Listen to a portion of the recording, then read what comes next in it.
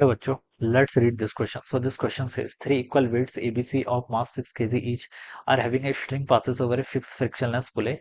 The tension in the string between the connecting weights B and C. B and C के बीच में देखिए आपको क्या बताना है, यहाँ पर टेंशन बतानी है. ऑलराइट, तो चलिए इस क्वेश्चन को स्टार्ट करते हैं. So we can write down the key concept of this question. क्या लिख सकते हैं बच्चों? टेंशन यहाँ पर आपको क्या इसको इस क्वेश्चन का key concept of Newton's laws of motion लगा लीजिए. ठीक है, न्यूटन्स लॉज लगा लीजिए, न्यूटन्स लॉज ऑफ मोशन. ठीक है, और उसमें भी मोर स्पेसिफिकली हम Newton second laws of motion का यूज करेंगे. ठीक है, Newton second laws of motion देखिए क्या बताती है, जो summation of all the forces होता है वो किसके इक्वल होता है? आपका मास टाइम्स एक्सेलरेशन के इक्वल होता है. कितना?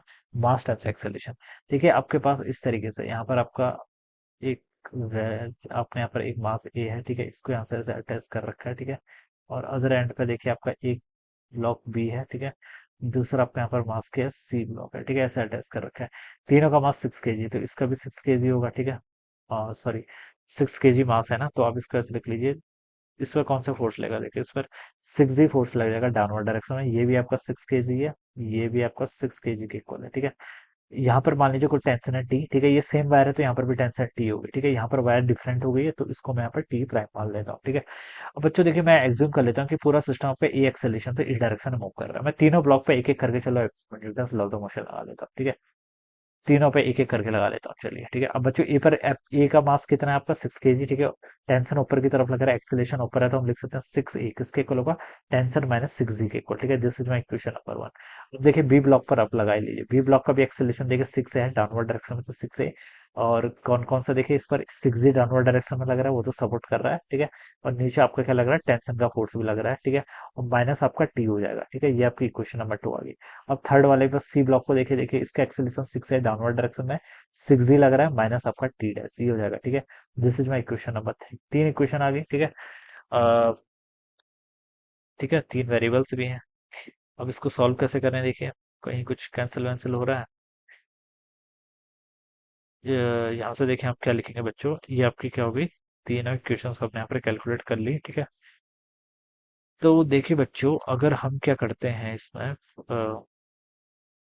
2 ठीक है हो गया, 6 ए इधर को हो गया, ये आपका यहाँ से इतना हो जाएगा. ऑलराइट, हाँ यहाँ पर देखिए फर्स्ट और सेकंड इक्वेशन से आपको क्या पता चल रहा है? फर्स्ट और सेकंड इक्वेशन में देखिए, चलिए मैं क्या कर लेता हूँ, ये इक्वेशन सेकंड में 1 को पुट कर लेता हूँ. ठीक है, तो इक्वेशन सेकंड की आपका 6 है equal to 6 G plus T dash. ठीक है, टी डैश को भी चलिए ऐसे रह दीजिए माइनस टी. टी को देखिए मैं क्या लिख सकता हूँ?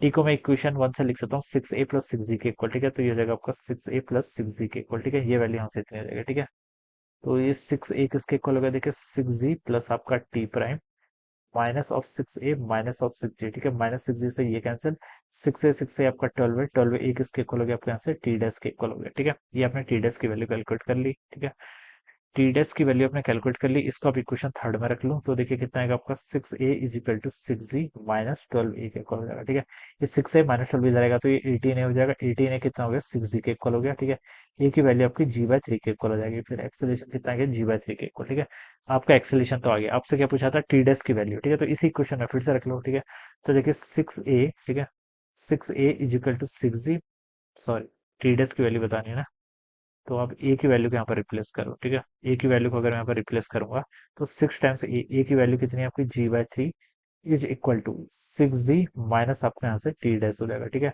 तो टी डैश की वैल्यू हो जाएगी आपके यहाँ से, टी डैश को मैं क्या लिख सकता हूँ? 6 जी माइनस आपका यहाँ से ये 2 जी इधर आएगा तो -2 जी हो जाएगा which is equal to again 4 G के इक्वल. ठीक है, तो टी डैश जी की वैल्यू कितनी होती है? 10 होती, तो ये आपका 14 न्यूटन हो जाएगा. ठीक है, तो यहाँ से 14 न्यूटन देखिए बी ऑप्शन पे गिवन है, तो ये क्या होगा? इसका राइट आंसर होगा. ठीक है, ये इसका right answer. So I hope you all understood this concept. All the best and thank you so much.